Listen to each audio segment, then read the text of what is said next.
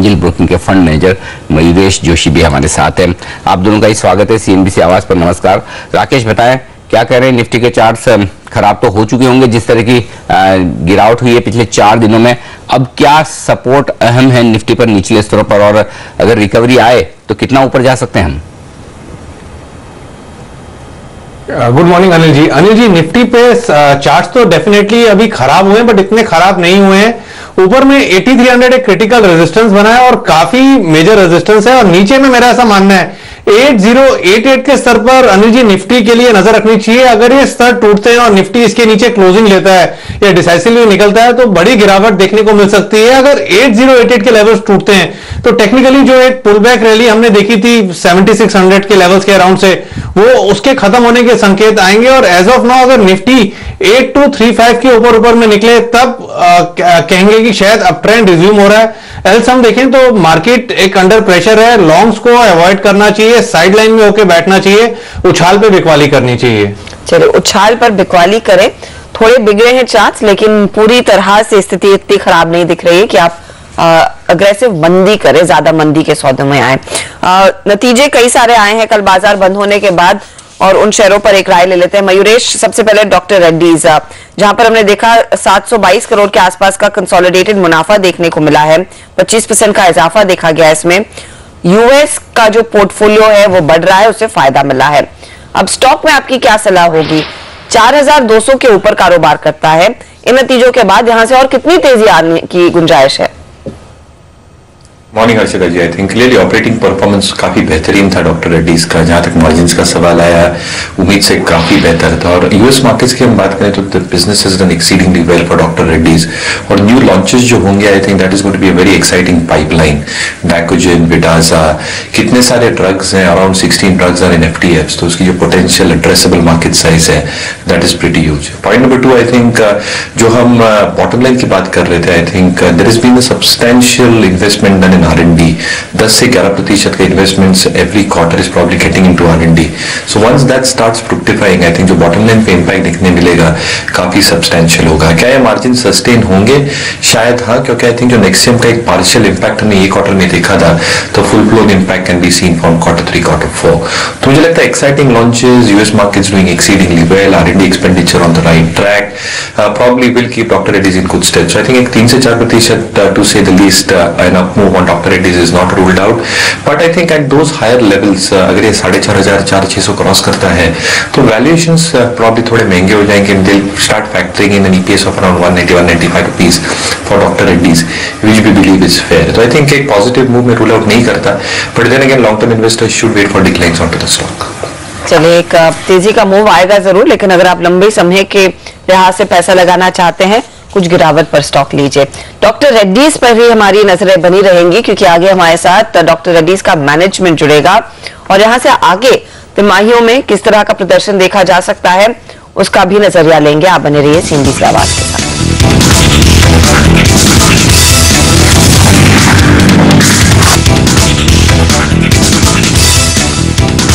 और हमारे एक्सपर्ट्स हमारे साथ हैं, लेकिन उनसे राय लें। लेकिन उससे पहले डॉक्टर रेड्डीज, इसके नतीजे कल आए हैं बाजार बंद होने के बाद, और बेहद शानदार नतीजे पेश किए। सितंबर की तिमाही में कंसोलिडेटेड मुनाफा 26% बढ़ा है, आय में 11% की बढ़ोतरी, EBITDA मार्जिन बढ़कर पहुंचे हैं 28% के पार। और नतीजों पर करते हैं बातचीत। हमारे साथ कंपनी के COO अभिजीत मुखर्जी कार्यक्रम में शामिल हो रहे हैं। मुखर्जी साहब, बधाई, बहुत ही शानदार नतीजे पेश किए कंपनी ने, मार्जिन भी बेहतर दिख रहे हैं। ये बताइए, इन अच्छे नतीजों के पीछे क्या खास वजह रही है? So I think the US market has done very well. If you look at last year, we launched a few products which are, not a lot in number, but very meaningful launches which built share and built value over the year.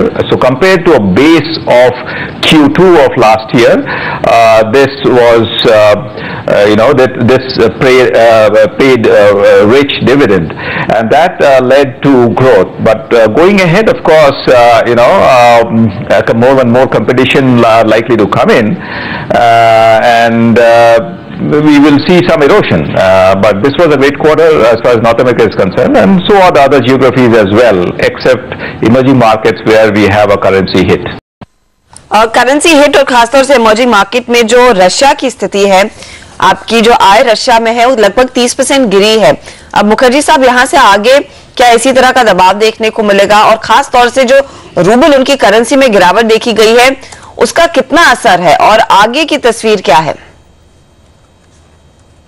So this was, largely a currency-related hit. What ruble to dollar ratio was last year, this quarter versus this year, that made all the difference. If you actually take in ruble terms, in Russia we have grown by 11%. So which is to say that the turmoil is behind us. Of course, the currency is in a new setting.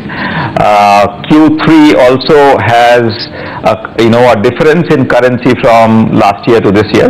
But having said that, from Q4 onwards, it will stabilize. So things are settling down. As long as oil does not fluctuate further, I think we are quite optimistic, and things are settling down in Russia. लेकिन Nexium आपका जो बड़ा launch है उससे क्या उम्मीद कर रहे हैं, क्योंकि बीते तिमाही में नतीजों में इसका काफी योगदान आने की उम्मीद थी, तो क्या इम्पैक्ट रहा है और इस आगे कितना फायदा आप उठा पाएंगे? This quarter it has no contribution. It came in at the fag end of the quarter, and hence nothing in this quarter. But having said that, it will certainly contribute in the rest of the year. I wouldn't put a figure, given the fact that we are fourth entrant. I think we have a fair market share of the product, and since it was sequential entry for various companies, I think in terms of value also it will be meaningful. Certainly north of $50 million. शुक्रिया मुखर्जी साहब आपका अपने नतीजों पर विस्तार से बातचीत करने के लिए। ब्रेक, और ब्रेक के बाद फोकस स्टॉक्स पर नतीजों के लिहाज से, खबरों के लिहाज से लेंगे। रणनीति बने रहिए हमारे साथ।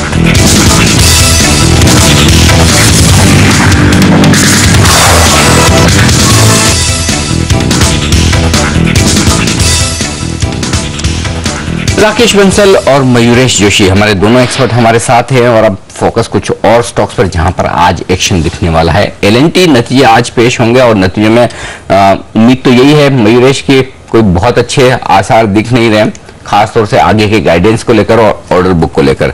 क्या राय रखते हैं आप स्टॉक पर, और क्या नतीजों के पहले अगर किसी के पास है तो बिकवाली कर लेनी चाहिए? Anil ji, I think clearly अगर आपका एक लंबा नजरिया हो तो बिल्कुल होल्ड करना चाहिए स्टॉक को। हाँ, नतीजे आई थिंक काफी एनकरेजिंग नहीं रहेंगे। 2-3 काउंट्स पे आई थिंक जैसे इनके ऑर्डर बुक बिल्डअप हो रही है, I think that is a little bit on the softer side. Middle east के अगर हम ऑर्डर्स देखें, because of the falling crude prices, year on year order flows have become extremely low, और जो margin वाले ऑर्डर भी आ रहे हैं they are not those high margin high ticket size orders. दूसरी बात, आई थिंक जो हाइड्रोकार्बन्स का इनका बिजनेस है, काफी projects I think completion stage पे आ चुके हैं, and to a certain extent I think hydrocarbon showed a good performance in the last quarter. हालांकि आई थिंक लिक्विडिटी डैमेजेस का एक जो ओवरहैंग है that can not be ruled out. Third, I think जो नेट वर्किंग कैपिटल है L&T की, that is at around 25%। हालांकि we are expecting that to be the peak of the cycle. कहीं ना कहीं I think that has to get substantiated with order flows coming at a consistent pace with good margin and execution improving. तो मुझे लगता है I think L&T has got a very decent order book size जो revenue visibility देता है। दूसरा, I think इनकी जो नॉन कोर बिजनेसेस है they are doing relatively better. L&T Infotech की बात करें तो that is growing at a very good pace at 14-15% quarter on quarter. जहां तक इनके रियलिटी आर्म का बात है तो I think the management is also very focused on selling some amount of land parcels. इनकी जो L&T फाइनेंस में होल्डिंग है उस पर अब 20% का एक होल्डिंग कंपनी डिस्काउंट भी लगाते हैं। तो I think you getting a good valuation on an SOTP basis. तो मुझे लगता है I think capex cycle recovery पे this is one of the strongest stock to play. क्या केपेक्स रिकवरी होगी अगले 1 quarter 2 quarter, not really sure, but आपका 1 साल 1.5 साल का नजरिया हो तो L&T in our opinion probably is one of the better picks. Numbers soft रह सकते हैं, and every correction probably gives an opportunity to long-term investors to hold and keep the stock. चलिए, अभी काफी ज्यादा सकारात्मक है L&T को लेकर, हर गिरावट में खरीदारी का मौका। आज नतीजों पर ध्यान जरूर दीजिएगा आप। राकेश, इसके साथ ही ICICI बैंक और कोटक महिंद्रा दोनों ही अपने नतीजे पेश करेंगे, और इस पूरे हफ्ते हमने देखा वैसे भी प्राइवेट सेक्टर बैंक्स में बिकवाली का दबाव हावी रहा है। तो आईसीआईसीआई बैंक नंबर से पहले आपका अनुमान, आप क्या रणनीति लेकर चलेंगे, जहां पर हम उम्मीद कर रहे हैं कि एसेट क्वालिटी का कंसर्न तो वैसे भी पहले भी था, उस पर कुछ खुलासा होगा, लेकिन ओवरऑल नतीजों में नेट इंटरेस्ट इनकम 12% बढ़ सकती है और हम मुनाफा एक्सपेक्ट कर रहे हैं ये करीब 2,976 करोड़ के आसपास आएगा, यानी कि 10% की बढ़त। हर्षिता, अगर हम आईसीआईसीआई बैंक की बात करें तो as of now short term के लिए स्टॉक का टेक्निकल रुझान नेगेटिव है। अगर स्ट्रक्चर देखें तो लोअर टॉप्स लोअर बॉटम्स का है, ऊपर में 288 290 एक स्ट्रॉन्ग सप्लाई एरिया है। जब तक स्टॉक इन स्तरों के नीचे है, ट्रेंड क्लियरली डाउनवर्ड्स है, उछाल पे बिकवाली करनी चाहिए। अगर नतीजों को प्ले करना है तो मेरे को ऐसा लगता है कि वायदा बाजार में कॉल राइटिंग करनी चाहिए थोड़ी से ऊपरी स्तरों की। और दूसरी तरफ कोटक महिंद्रा बैंक का अगर स्ट्रक्चर देखें, ये एकमात्र बैंकिंग काउंटर है एचडीएफसी बैंक को छोड़ के जहां पर रुझान अभी भी पॉजिटिव है। निचले स्थानों पर देखें तो 650 से लेकर 655 एक अच्छा सपोर्ट है, और अगर ये स्टॉक ऊपर में 676 677 के लेवल्स को तोड़ता है तो एक नया ब्रेकआउट होगा, तब इसके अंदर एक उछाल देखने को मिल सकता है। ओके, लेकिन आईटीसी इन नतीजों पर राय लेना चाहता हूं आपसे। ये बताएं कि किस तरह के रिजल्ट्स की आप उम्मीद करें, क्योंकि हमारा अंदाजा है कि लगातार 10वीं तिमाही होगी जब सिगरेट के वॉल्यूम ग्रोथ में नुकसान देखने को मिलेगा, 10% के आसपास की वॉल्यूम डिग्रोथ आ सकती है। ये बताएं आईटीसी क्या खरीदने का मौका होगा अगर कमजोर नतीजे आए तो? मयूरेश, आपकी क्या राय है इस पर?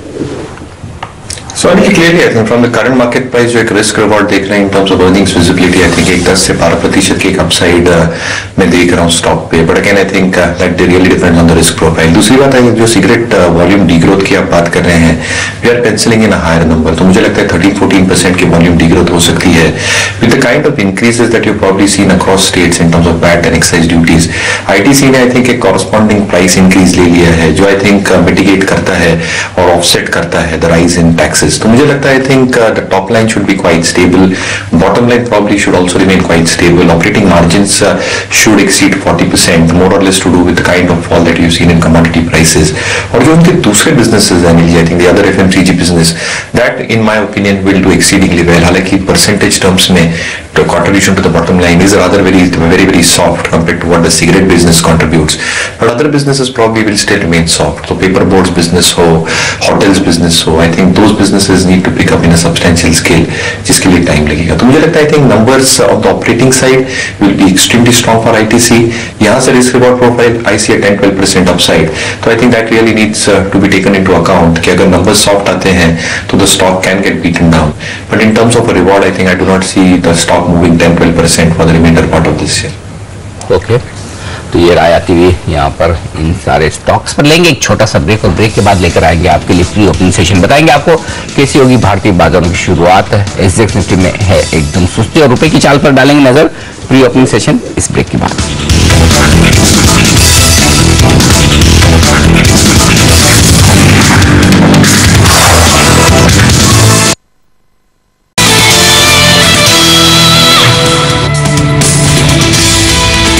पहला सदन में आप सबका स्वागत है। बाजारों के खुलने की तैयारी, हमारे एक्सपर्ट हमारे साथ है राकेश बंसल, मयूरेश जोशी और वायदा कारोबार की रणनीति देने के लिए सीरीज के पहले दिन अब हेमंत ठुकराल भी कार्यक्रम में शामिल हो चुके हैं, उनसे भी राय लेंगे निफ्टी पर। लेकिन उससे पहले देख लें आज शुरुआत कैसी होती दिख रही है भारतीय बाजारों के। प्री ओपनिंग सेशन की शुरुआत और रुपए की चाल पर भी हम रखेंगे नजर, वहां पर किस तरह के रुझान आते हुए दिखते हैं। पहली टिक आपकी स्क्रीन पर 5 अंक ऊपर है निफ्टी और 5 अंक ऊपर है सेंसेक्स, तो यानी कि शांत शुरुआत होती दिख रही है। कोई खास बदलाव इस वक्त आपको नजर नहीं आएगा सेंसेक्स और निफ्टी में, बेहद शांत शुरुआत। अब थोड़ी सी निफ्टी में मजबूती आती दिख रही है 26 पैसे के आसपास, 26 पॉइंट के आसपास की। रुपए में कल हमने कमजोर क्लोजिंग होती दिखी थी, 65 रुपए 29 पैसे पर जाकर करेंसी मार्केट बंद हुआ था। आज देखना है कि रुपए में किस तरह की शुरुआत होती है। स्टॉक्स पर डालने नजर, आइडिया सेलुलर 4% नीचे दिख रहा है, टाटा पावर 2% नीचे है। शुरुआती कारोबार में ग्रासिम अच्छे नंबर के बाद 3.5% की मजबूती दिखाता है। डॉक्टर रेड्डीज भी 2.5% ऊपर दिख रहा है। रुपया खुल चुका है 3 पैसे की मजबूती के साथ। यहाँ पर करेंसी मार्केट में हमने शुरुआत की, तो शांत शुरुआत वहां पर भी। हेमंत, आपसे राय लेना चाहूंगा नई सीरीज को लेकर, किस तरह के रोल ओवर्स हुए। इनफैक्ट मैं जो देखा था रोल ओवर्स काफी ज्यादा है, मार्केट वाइड रोल ओवर देखें निफ्टी में, बैंक निफ्टी में, इसका क्या मतलब निकाला जाए, और साथ ही जो हायर ओपन इंटरेस्ट पे इस सीरीज की हम शुरुआत करें, इसके क्या मायने? Good morning. देखिए अनिल जी, दो चीजें अहम हैं कि रोल ओवर्स हेल्दी हैं, बट अगर आप स्प्रेड्स देखें यानी जिनको हम रोल ओवर कॉस्ट कहते हैं वो थोड़ा सा डिप हुआ है, तो ये थोड़ा इंडिकेशन है स्टॉक्स में, इंडिविजुअल स्टॉक्स में लोग शॉर्ट पोजीशंस लेकर गए हैं, वो थोड़ा सा एक डिसअपॉइंटिंग बात जरूर है। बट अगर आप दूसरा ऑप्शंस का डेटा देखें तो 8000 की पुट पे हाईएस्ट ओपन इंटरेस्ट है, तो 7950 से 8000 जो अगर हम प्रीमियम एडजस्टमेंट करें तो मेरे ख्याल वो एक ऐसा जोन रहेगा निफ्टी के लिए जहां आपको काफी सपोर्ट देखने को मिलेगा। तो एक चीज इंकरेजिंग है कि लास्ट मंथ जब रोल ओवर हुआ था तो 78 का पुट हाईएस्ट हुआ था, इस बार वो शिफ्ट हुआ है 8000 पे, तो वो एक चीज इंकरेजिंग है। बट डिस्करेजिंग पॉइंट क्या है कि काफी ज्यादा स्टॉक्स में रोल ओवर्स एग्रेसिव हुए हैं जो शॉर्ट साइड में हुए हैं, जो एक थोड़ा सा चिंता का विषय जरूर रहेगा, स्पेशली क्योंकि काफी हैवी वेट्स यानी बैंकिंग स्टॉक्स में भी काफी जगह पे शॉर्ट्स रोल हुए हैं, तो वो थोड़ा सा एक मेरे लिए disappointing which I will say entering into series. But overall मेरे ख्याल से अगर जब भी बाजार आपको 8000 के आसपास आता नजर आएगा, 8050 8000, मेरे ख्याल एक बाइंग देखने को हमें जरूर मिलेगी, बिकॉज आई एम एक्सपेक्टिंग कि 8000 का लेवल एटलीस्ट बिहार इलेक्शंस के रिजल्ट ना आने तक या जब तक नहीं आता तब तक मुझे नहीं लगता कि बाजार ये 7950 से 8000 का जो जोन है उसके नीचे डिप करेगा। आपने क्योंकि बिहार इलेक्शंस की बात की, तो क्या बिहार इलेक्शंस के नतीजों के रनअप में जब तक वो नंबर्स आते हैं क्या रणनीति बेस्ट रहेगी? हेमंत, कैसे फायदा कमाया जा सकता है वायदे बाजार में ट्रेड करके? देखिए मेरे ख्याल से हर्षिता, क्योंकि पहला हम एक फॉल देख चुके हैं, 8330 से हम वापस 81 तक आ चुके हैं, तो हम लोगों को जो रिकमेंड कर रहे हैं अभी वो है कि आप 82 का कॉल लीजिए, 8200 का कॉल लीजिए, 100 से 110 रुपए के बीच में कल बंद हुआ था 114 रुपए में, और 8300 का एक ही लॉट बेचिए 70 से 75 रुपीस के बीच में, कल ये बंद हुआ था तकरीबन 74-75 रुपए के आसपास। तो उससे अंदर क्या है कि जो रिस्क रिवॉर्ड है वो काफी कम रह जाता है, 15 से 20 पॉइंट का रिस्क रहेगा। अगर 8000 के बाजार नीचे चला जाता है यानी 7950 के नीचे भी अगर बाजार चला जाता है बिहार इलेक्शन के रिजल्ट के बाद, तो मेरे ख्याल 20 से 15 पॉइंट का लॉस होगा। और अगर पॉजिटिव आ गया कुछ भी, तो बाजार के अंदर एक बहुत बड़ी शॉर्ट कवरिंग रैली आ सकती है, क्योंकि जैसे मैंने अभी कहा मेजॉरिटी शॉर्ट पोजीशंस हैं, तो उसके रहते हुए मुझे लगता है कि बाजार एक बार 83-8350 तक जाएगा। अगर वो टारगेट आ जाता है हमारा, तो क्लाइंट्स को तकरीबन 50 से 60 पॉइंट निफ्टी में बच सकते हैं इन स्ट्रैटेजी में, तो रिस्क रिवॉर्ड बहुत अच्छा और हेल्दी रहेगा। तो मेरे ख्याल 82 का एक लॉट लेकर 83 का आप एक लॉट बेच सकते हैं, ये स्ट्रैटेजी बेस्ट रहेगी टिल बिहार इलेक्शंस के लिए। ओके, और इस बीच नतीजों पर फोकस करते हुए पोलारिस यहाँ पर चार्ट पर राय लेना चाहता हूँ राकेश आपकी। नंबर्स के लिहाज से देखें तो नंबर्स ठीक ठाक है, डॉलर रेवेन्यू इनकम 2% बढ़ी है इनकी, रुपए की इनकम में थोड़ी सी कमी हुई है, मार्जिन्स बढ़कर आए हैं लगभग 2%, 15% के आसपास के मार्जिन, और मुनाफे में भी बढ़े थे। लेकिन एक और खास बात जो है वो ये कि इनके बीपीओ कारोबार को बेचने के लिए बोर्ड ने मंजूरी दे दी है। पोलारिस के चार्ट्स क्या कह रहे हैं, क्या तेजी बन सकती है यहाँ पर? बिल्कुल अनिल जी, तेजी नहीं, बहुत अच्छी तेजी बन सकती है। स्टॉक नीचे से एक अच्छी एक्यूमुलेशन में निकल रहा है, एक्यूमुलेशन फेज पर है, इन स्तरों पर एक गिरावट पे स्टॉक को एक्यूमुलेट करना चाहिए।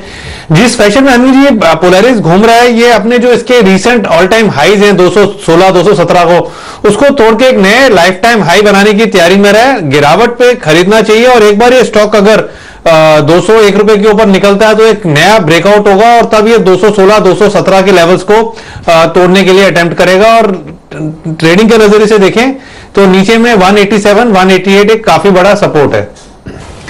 चलिए, पोलारिस 188 के आसपास 188 पर वो सपोर्ट दिख जरूर रहा है, लेकिन ये अपना कुछ कारोबार बेचेंगे, काफी समय से उस पर बाजार की नजर थी, तो उसका भी कुछ असर देखने को मिलेगा।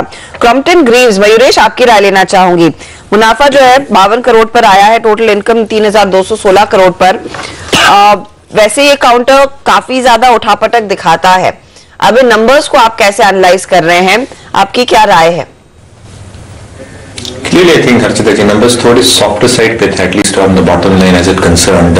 Overseas कारोबार जो Crompton की उसके हैं अभी भी I think EBITDA level पे I think they are still struggling. जो I think realignment कर रहे हैं Hungarian और Belgium operations में I think that is a key aspect to be looked out for. Power division की sales की I think जैसे बातें चल रही हैं I think that can be a trigger for the stock and consumer business.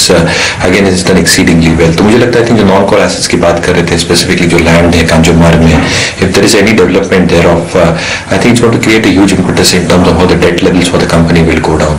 तो मुझे लगता है I think we still maintain an accumulative rating on the stock.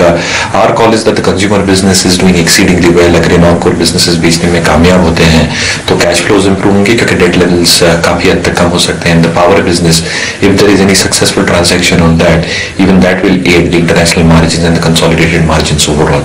So I think we are maintaining a positive outlook onto the stock. So I think गिरावट पे I think long-term investors can still look at Crompton Greaves with a 12 to 15 month perspective. चलिए कुछ गिरावट पर खरीदा जा सकता है ये शेयर. हेमंत, आपने निफ्टी पर अपनी राय तो दे दी साफ, लेकिन बैंक निफ्टी उसमें क्या रणनीति रहेगी? आज देखिए आईसीआईसीआई बैंक, कोटक बैंक के नतीजे आने वाले हैं. उससे पहले कल यस बैंक के नंबर्स पर भी हमने देखा था स्टॉक में काफी ज्यादा तेजी थी. तो ये लाइमलाइट में रहेगा इतनी बड़ी कंपनियों के नतीजों के बीच. क्या रुझान है बैंक निफ्टी में आज के लिए? देखिए हर्षिता, बैंक निफ्टी में शॉर्ट पोजीशन ज्यादा रोल हुई हैं, वो एक चीज disappointing. Highest put open interest जो है वो 16,500 और 17,000 में है. तो 17,000 के आसपास से मुझे थोड़ा रिबाउंड इस बैंक निफ्टी में लग रहा है. लेकिन रियल शॉर्ट कवरिंग तभी आएगी अगर बैंक निफ्टी 17,500 का लेवल क्रॉस कर पाता है. तो नहीं तो 17,000 के आसपास थोड़ा सा एक रिबाउंड रैली जिसको हम बोलते हैं वो जरूर देखने को मिलेगा. अगर आप स्पेसिफिक बैंकिंग स्टॉक्स की बात करें तो Axis Bank, bank Baroda, PNB, इन सब में शॉर्ट्स रोल हुए हैं. यस बैंक कल नतीजों के बाद काफी पोजीशन एग्रेसिवली लॉन्ग रोल हुई है. तो अगर आपको एक बैंकिंग स्टॉक लॉन्ग रोल करना है लार्ज कैप में तो आप यस बैंक कर सकते हैं. आप अपना स्टॉप लॉस 715 का रखिए, टारगेट 780 785 का लग रहा है तो वो स्ट्रांग लग रहा है. और एक मिड कैप बैंक जिसको मैं बोलूंगा आईडीबीआई, वो एक्सेप्शनली स्ट्रेंथ दिखाया है और बहुत अच्छा रोल ओवर्स गए हैं. वहां पे मुझे 94 95 का टारगेट लग रहा है और स्टॉप लॉस रहेगा मेरा 85 का. तो बैंकिंग स्पेसिफिक काउंटर्स में यस बैंक और आईडीबीआई बैंक, ये दोनों मुझे थोड़े सेफ लग रहे हैं लॉन्ग साइड पे ट्रेड करने के लिए. ओके, तो ये फिलहाल राय आती हुई तो स्टॉक स्पेसिफिक्स में यस बैंक और आईडीबीआई बैंक में एक ट्रेडिंग पोजीशन ली जा सकती है, वरना बैंक निफ्टी से जो संकेत है वो कुछ बिकवाली के ही हैं. मयूरेश, मैं आपकी राय लेना चाहूंगी. एक जो बड़ी डेवलपमेंट आ रही है कि नॉर्वे का जो सॉवरेन वेल्थ फंड है, ये विश्व का सबसे बड़ा वेल्थ फंड में से एक है और जिसका लॉस सितंबर क्वार्टर में हमने देखा करीब $32 बिलियन का हुआ है. और ये बिगेस्ट लॉस है पिछले 4 सालों में, क्योंकि चीन में जो इनका एक्सपोजर था, चीन के क्राइसिस के चलते वहां पर काफी लॉसेस देखने को मिले. ऑफ लेट ये जो वोक्सवैगन की क्राइसिस यूरोपियन मार्केट्स में हुई उसके बाद भी काफी ज्यादा असर पड़ा है. अब ये जो नॉर्वे का सॉवरेन फंड है, इसने भारत में भी काफी बड़े पैमाने पर पैसा लगाया हुआ है. इसके जो AUMs है, एसेट्स अंडर मैनेजमेंट भारत में है, वो करीब 19,000 करोड़ के हैं भारतीय कंपनियों में. हालांकि कंपनी ने, इस फंड ने कहा है कि अभी इनको बिकवाली करने की जरूरत नहीं होगी, लेकिन इनका जो एक्सपोजर है दिग्गज कंपनियों में काफी ज्यादा है. एक्सिस बैंक है, बजाज ऑटो, टेक महिंद्रा, अशोक लेलैंड जैसी बड़ी जो कंपनियां हैं वहां पर इनका निवेश है. अगर ये फंड कुछ और क्राइसिस में पड़ता है, क्या यहाँ पर बिकवाली करेंगे? वो एक सवाल है. दूसरा, फिर इनका जो 1 से 1.5% का एक्सपोजर इन फंड्स में है और मैक्सिमम जो एक्सपोजर इनका अब तक है वो 2.31% का अशोक लेलैंड में है. तो क्या निवेशकों को थोड़ा सा सतर्क रहना चाहिए?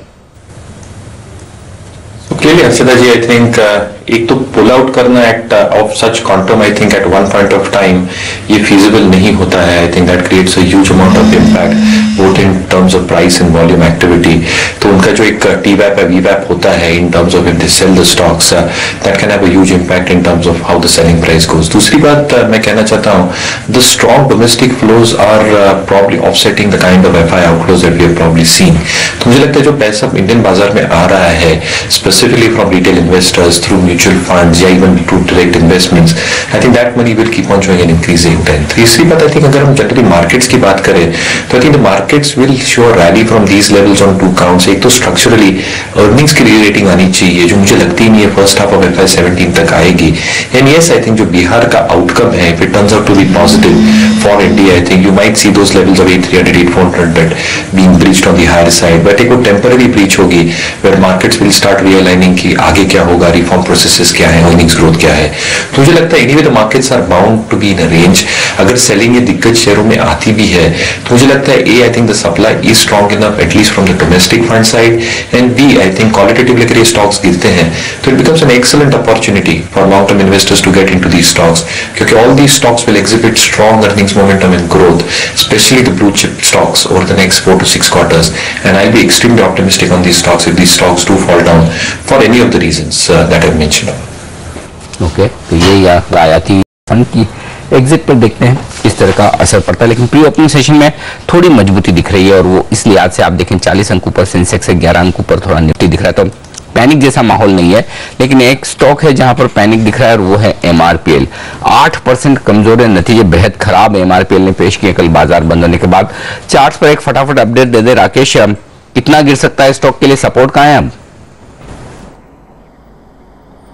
देखिए अनिल जी, नतीजों से पहले स्टॉक एकदम न्यूट्रल ट्रेंड में था और आज ही जैसे खराब नतीजों के चलते स्टॉक में जो है क्रैक आज ही के स्तर में देखने को मिलेगा। 55 रुपीज एक अहम सपोर्ट है और जिस तरीके से नतीजे और प्री ओपनिंग सेशन दिखा रहा है 55 रुपीज के लेवल्स गैप के साथ टूटने के आसार हैं। नीचे में देखें तो उसके बाद एक बड़ा सपोर्ट 49.50 के स्तरों पे आता है। ओके, लेकिन इसके अलावा ग्लेनमार्क, इस पर राय लेना चाहता हूं आपसे। नतीजों के बाद जिस तरह से तेजी बनती हुई दिख रही है, हेमंत ये बताए कल स्टॉक कुछ खराब खबरों के चलते 5% से ज्यादा टूटा था, लेकिन कल बाजार बंद होने के बाद बेहद शानदार नतीजे ग्लेनमार्क ने पेश किए। क्या एक शॉर्ट कवरिंग आ सकती है, खरीदना चाहिए इस स्टॉक को? 3-3.5% मजबूत दिख रहा है प्री ओपनिंग सेशन।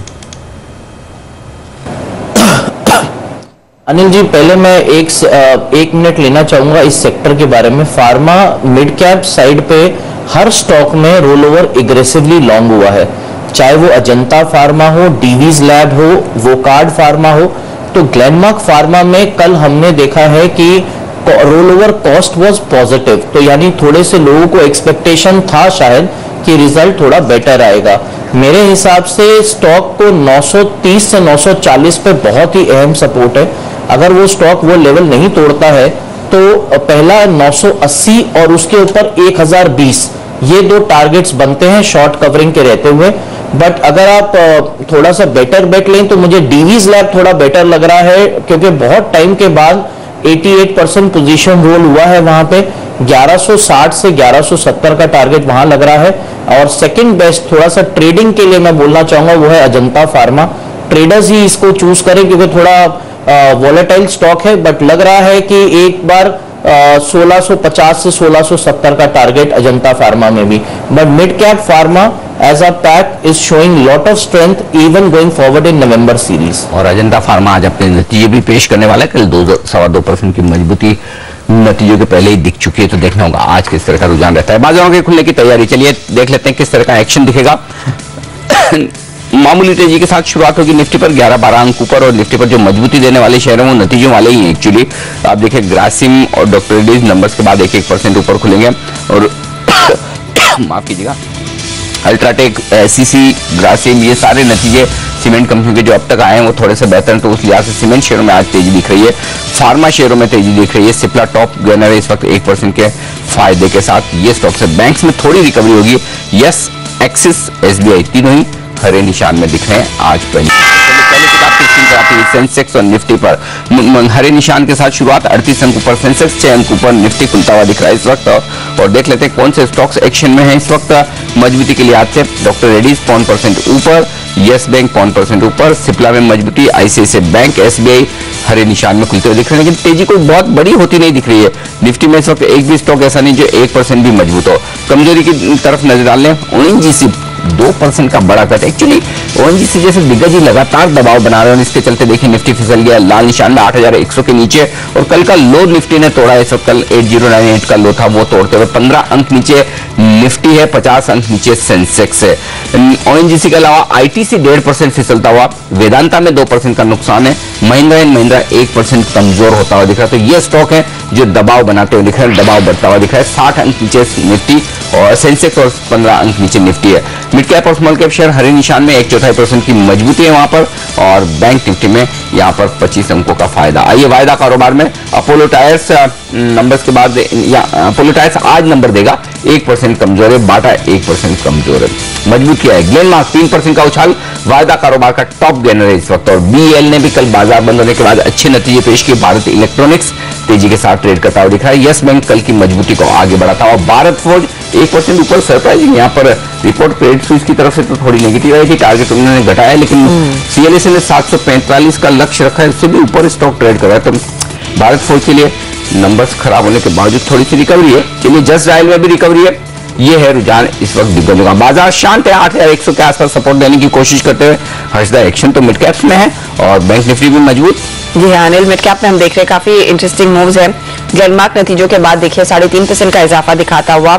एचसीसी भले ही यहाँ पर एक एक्सेप्शनल आइटम के चलते वो थोड़ा सा नंबर बेहतर लग रहा हो, स्टॉक 3% ऊपर है, तो ये सरप्राइजिंग है कि कैसे काउंटर में इतनी तेजी आ रही है। जीआईसी हाउसिंग देखिए 2% की बढ़त दिखाता हुआ। बीएल आपने कहा तो यहाँ पर 1.5% की तेजी देखने को मिली है। दूसरे काउंटर्स में आप एविएशन कंपनियों पर फोकस जरूर रखें, क्योंकि आज वो एविएशन की ड्राफ्ट पॉलिसी आने वाली है और दोनों ही स्टॉक्स जेट हो, स्पाइस जेट हो, 1 से 1.5% ऊपर है। वहीं आज हम देख रहे हैं कुछ और काउंटर जिनमें नतीजों का रिएक्शन देखने को मिला है। क्रॉम्पटन ग्रीव्स आपके लिए हाजिर करते हैं, एकदम सपाट कारोबार दिखाता हुआ, और ये अनुमान था कि स्टॉक थोड़ा सा नरम ही खुलेगा, वही देखने को मिला है। चोला मंडलम जैसे काउंटर में हम देख रहे हैं कुछ एक्शन आज देखने को मिला है, 1% ऊपर खुला है ये काउंटर। पोलारिस कंसल्टिंग नतीजे तो आई ही है, लेकिन उसके अलावा जो खबर है कि अपना कुछ बिजनेस बेच रहे हैं, उसका ज्यादा फायदा मेरे ख्याल में स्टॉक में दिख रहा है। समय 3.5% तक की तेजी आती हुई। डिशमिन फार्मा ये काउंटर करीब 2% ऊपर है। यूनिटेक में खरीदारी होती हुई दिखाई दी है। जीआईसी की हमने बात की, यहाँ पर मुनाफा थोड़ा सा बेहतर होता हुआ दिखाई दिया है इस तिमाही में, तो स्टॉक कुछ ऊपर है। नेस्ले इंडिया आपके लिए हाजिर करेंगे। एक तो मैगी का प्रोडक्शन शुरू हो चुका है, उससे ज्यादा नेस्ले के नतीजे आए हैं और 124 करोड़ का मुनाफा देखने को मिला है। स्टॉक जो इस हफ्ते की शुरुआत में कुछ भागा था, उसमें अब देखिए कुछ मुनाफा वसूली होती हुई दिखाई दी है। स्टेट बैंक ऑफ ट्रावनकोर नतीजे अच्छे हैं, तो स्टॉक आज 8% ऊपर है। जी हाँ, करीब 441 पर ट्रेड करता हुआ 8% की काफी दमदार तेजी स्टेट बैंक ऑफ ट्रावनकोर में आती हुई। वॉल्यूम्स हालांकि शेयर में कम होते हैं, तो करीब 25-26 हजार शेयरों का ही कारोबार हुआ है, लेकिन स्टॉक एक्टिव जरूर है। इसके अलावा टीडी पावर आपके लिए हाजिर करेंगे, और टीडी पावर में कुछ फंड एक्शन होता हुआ दिखाई दिया था, स्टॉक में हरकत नहीं है, करीब 1% तक की तेजी ही बनती हुई दिखाई दी है। तो ये कुछ काउंटर्स है जहां पर हमने देखा है आज सुबह सवेरे कुछ एक्शन बढ़ता हुआ दिखाई जरूर दिया है। एक और स्टॉक जो ट्रेडर्स का पसंदीदा है हर्षदा, वो है सुज़लोन एनर्जी। आज सुज़लोन के भी नतीजे आने वाले हैं। पिछले 2 दिनों से स्टॉक काफी मजबूत है कंपैरेटिवली बाजार की कमजोरी के बावजूद, और आज देखिए 2 बड़े सौदे मेरी स्क्रीन पर दिख रहे हैं। सुज़लोन में 5-5 लाख शेयरों से ज्यादा का कारोबार होता हुआ दिखा है। ये सौदे बीएसई पर हुए हैं। जी हाँ, 5,28,000 और 5,03,000, यानी कि कुल मिलाकर 10 लाख शेयरों से ज्यादा का कारोबार हुआ है। और जो कारोबार हुआ है प्रीमियम पर हुआ है, क्योंकि 24 रुपए 45 पैसे पर पहला ट्रेड हुआ है और 24 रुपए 55 पैसे पर दूसरा ट्रेड हुआ है। तो सुज़लोन के स्टॉक में अच्छी मजबूती के साथ कारोबार होता हुआ दिख रहा है, बड़े हुए वॉल्यूम के साथ। आप देखिए 28 लाख शेयरों से ज्यादा का कारोबार हो चुका है सुबह सुबह शुरुआती मिनटों में, तो काफी जबरदस्त वॉल्यूम। ये बताएं राकेश, चार्ट्स पर कहीं कोई खरीदारी के संकेत हैं नतीजों के पहले? अनिल जी, काफी स्ट्रॉन्ग खरीदारी के नतीजे हैं। एक चीज रिपीट करना चाहूंगा, जब स्पाइस जेट 20-22 रुपए के राउंड चलता था, जो चार्ट पैटर्न उसका था, सेम पैटर्न सुज़लोन का मौजूदा स्तरों पर है। सबसे बेटर तो यह है कि शॉर्ट टर्म ट्रेडिंग ना करके इसको लेके भूल जाना चाहिए। 19-20 रुपए स्टॉक का एक अच्छा बेस है। काफी बड़ी रैली मुझे लगता है आने वाले समय में इसमें देखने को मिल सकती है, और किसी को अगर नतीजों को प्ले करना है, तो नीचे में 22 रुपीज 90 पैसा स्टॉक का एक अच्छा सपोर्ट है और शॉर्ट टर्म में 28 रुपए तक के लेवल्स अनिल जी देखने को मिल सकते हैं। चलिए, तो यहाँ पर ये काउंटर अच्छी छलांग लगाने के लिए तैयार कर रहा है, हो रहा है, और राकेश कह रहे हैं कि यहाँ पर तेजी की पोजीशन में आप बने रहें। दिग्गजों में आज हम देख रहे हैं जो बिकवाली का दबाव है वो ऑयल मार्केटिंग कंपनी, ऑयल कंपनियों से आया है, ओएनजीसी खासतौर से ये कुछ नरम पड़ता हुआ।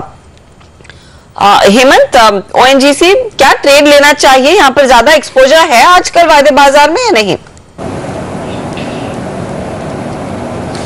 देखिए, पहले मैं ये जरूर बोलना चाहूंगा कि जो ऑयल एंड गैस स्पेस है वहां पे रोल ओवर्स इतने इंकरेजिंग नहीं देखने को मिले हैं। ओएनजीसी ट्रेडिंग वैसे ही बहुत कम रह गई है पोजीशंस, बट काफी रोल ओवर शॉर्ट साइड पे हुआ है।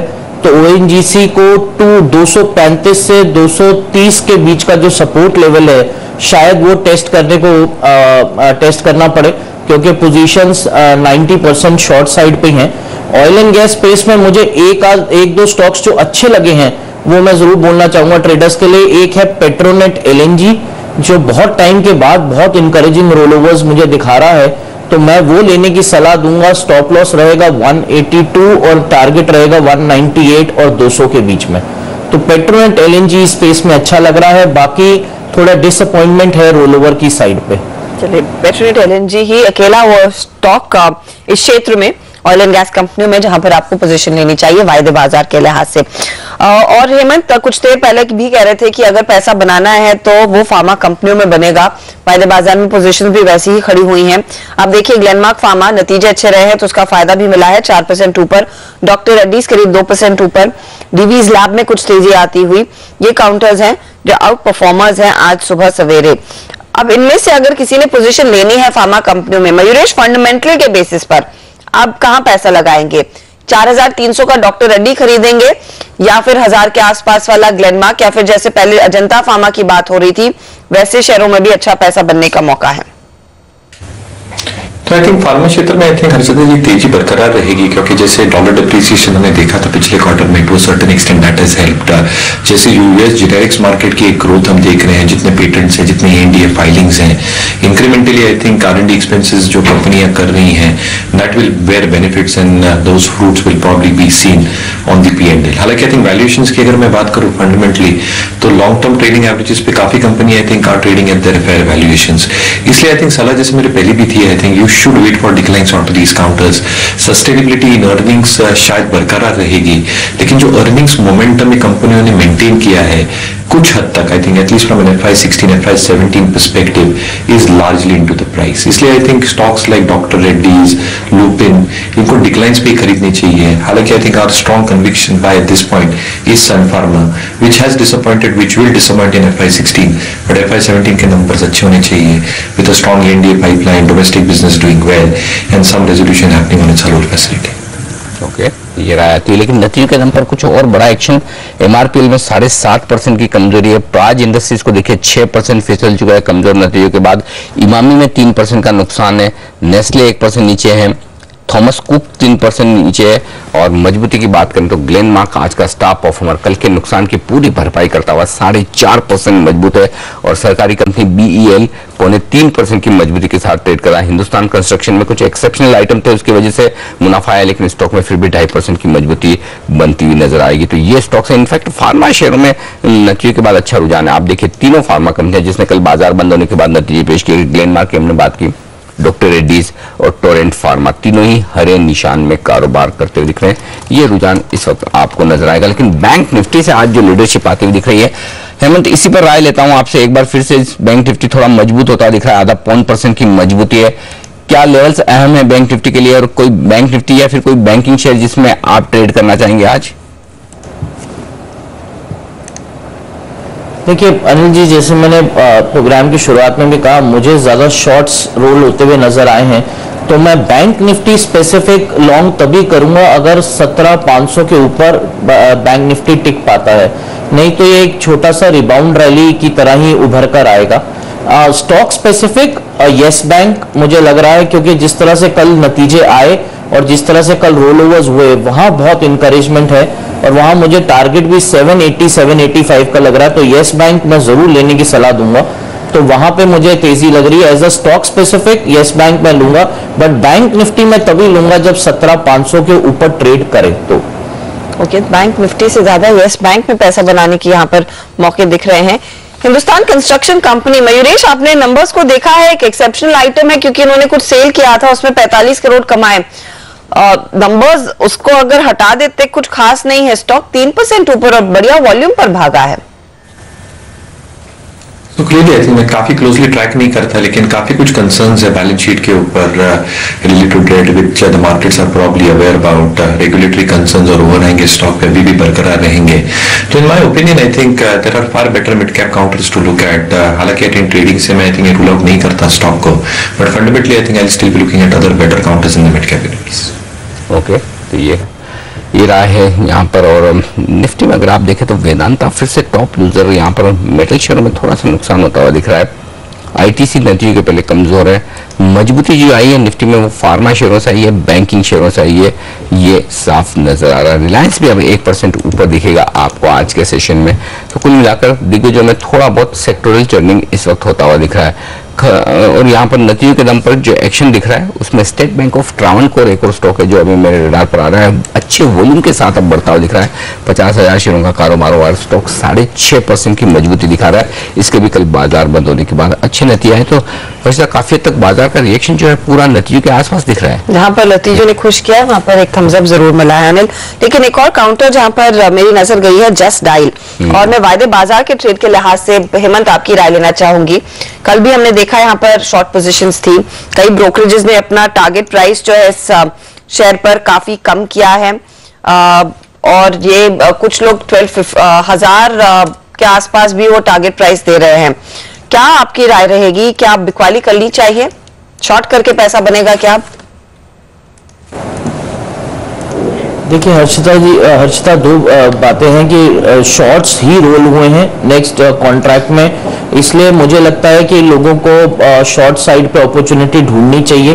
बट एक चीज है कि स्टॉक 2 दिन में काफी टूट गया है, और अगर आप लॉन्ग टर्म टेक्निकल एक सपोर्ट देखें तो 790 से 810 ये जो 20 रुपए का जोन है, इसमें बहुत सारे टेक्निकल पॉइंट्स हैं जहां पे सपोर्ट है। तो अगर आज आप शॉर्ट कर रहे हैं तो मुझे यहां से ज्यादा पैसा बनता हुआ नहीं लग रहा है। 810 के आसपास ही कवर करना चाहिए एक बार स्टॉक को, और जब भी रैली हो, अब मुझे लगता नहीं कि स्टॉक 880 और 885 को इजीली क्रॉस कर पाएगा। तो जब भी रैली हो उस पर आप सेल कीजिए, 885 का स्टॉप लॉस रखिए, तो शायद ज्यादा पैसा बनने की उम्मीद है। तो 810 के आसपास मुझे सपोर्ट लग रहा है स्टॉक में, बट लॉन्ग जाने की मैं बिल्कुल सलाह नहीं दूंगा। सेल ऑन राइज ही है स्टॉक, थोड़ा सा रिबाउंड्स पे बेचिए ताकि नीचे की साइड पैसा अच्छा बन सके। ये राय ये जस्ट डायल पर बिकवाली की पोजीशन लेनी चाहिए, अगर थोड़ा सा पुल बैक आए तो आप और बिकवाली कर सकते हैं। शुक्रिया हेमंत, मयूरेश, राकेश बंसल, आप तीनों का ही हमारे लिए समय निकालकर अपनी राय देने के लिए आज के सत्र पर। एकदम सपाट है सेंसेक्स और निफ्टी का ट्रेड, लेकिन पूरा एक्शन आज बैंक निफ्टी में 100 पॉइंट ऊपर बैंक निफ्टी इस समय कर रहा है कारोबार। हम लेंगे एक छोटा सा ब्रेक के बाद नतीजों पर ही ध्यान रहेगा। यस बैंक एक आउट परफॉर्मर है, बैंक निफ्टी का करीब 1.5% ऊपर है आज, और नतीजों के बाद बैंक के CFO रजत मुंगा से करेंगे बात।